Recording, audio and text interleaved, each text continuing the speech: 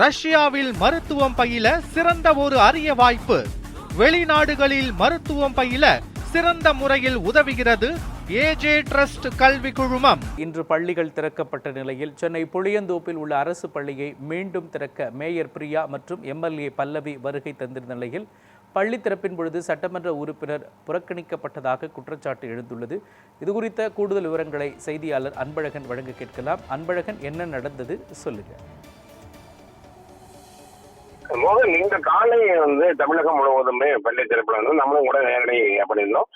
சென்னை, குறிப்பாக சென்னை புளியந்தோப்பு மாநகராட்சி பள்ளி பல இடங்கள்ல இந்த 6-7 இடங்கள்ல மாநகராட்சி பள்ளி புதிதாக கட்டணங்கள் கட்டப்படுகிறது. திருவிக நகர் தொகுதியை பொறுத்த வரைக்கும் அங்கு கட்டப்பட்ட பள்ளி இந்த திறப்புல புதிய மாணவர்களுக்கு உள்ள வரக்கூடிய மாணவர்களுக்கு புத்தகம் எல்லாமே தயாராக இருந்தாங்க. அதை நம்ம நேரில் காட்டியிருந்தோம்.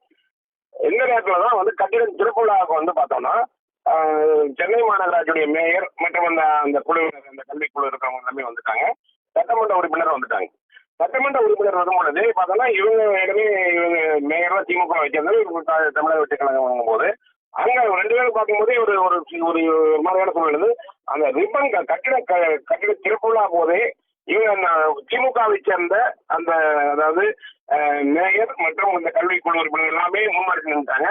ரிப்பன் கட் பண்ணும்போது கூட மேயரை பின்வரிசை நின்று வச்சாங்க. அது அந்த அம்மாவும் கைக்குழந்தையோட வந்தோம். இதுக்கு குழந்தை பிறந்திருக்கு. அந்த கைக்குழந்தையோட வந்தாங்க.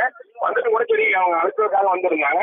வந்துட்டு இந்த மாதிரி ஒரு சொல்றது அவங்களும் அமைதியா போய் அவங்க நின்றுட்டு இருந்தாங்க. சரி, உள்ள இங்கதான் பின்னாடி புறக்கணிச்சாங்கன்னு பார்த்தா உள்ள மெழுகுவர்த்தி ஏற்றும் பொழுது பார்த்தோம்னா, அதாவது குத்துவிளக்கு ஏற்றக்கூடிய நிகழ்வுல அந்த குத்துவிளக்கு ஏற்றும் பொழுது இவங்க கிட்ட மெழுகுவர்த்தி மேயர் அவங்க கொடுக்குறாங்க. ஒரு ஏற்றதுக்கு இவங்க அடுத்த மேயர் மேயர்கிட்ட இவங்க வாங்க போறாங்க.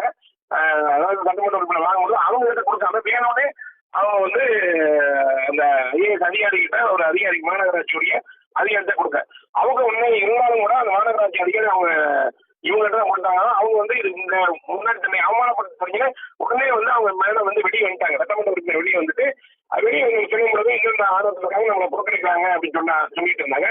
இந்த சூழல் இருந்தாலும் கூட நிகழ்ச்சி முடிந்துமே அவங்க சமாதானப்படுத்தி மீண்டும் கூட்டிட்டு போனாங்க அந்த அடுத்த இன்னொரு பில்டிங் திறப்புலாவுக்கு.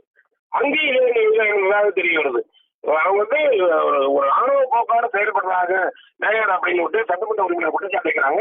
மேயர்கிட்ட கேட்ட மேயர் என்ன சொன்னாங்கன்னா புரோட்டோகால் அப்படிங்கிறாங்க. அதாவது மேயர் அதுக்கப்புறம் ஏன்னா நம்ம கிட்ட தோணுதுன்னா ஒவ்வொரு டைமுமே இது நாள் வரைக்கும் அதிகாரிகளை கண்டுகொள்ளாமே இருந்தவங்க இந்த திடீர்னு ஐஏஎஸ் அதிகாரி உள்ள கொண்டுறாங்க.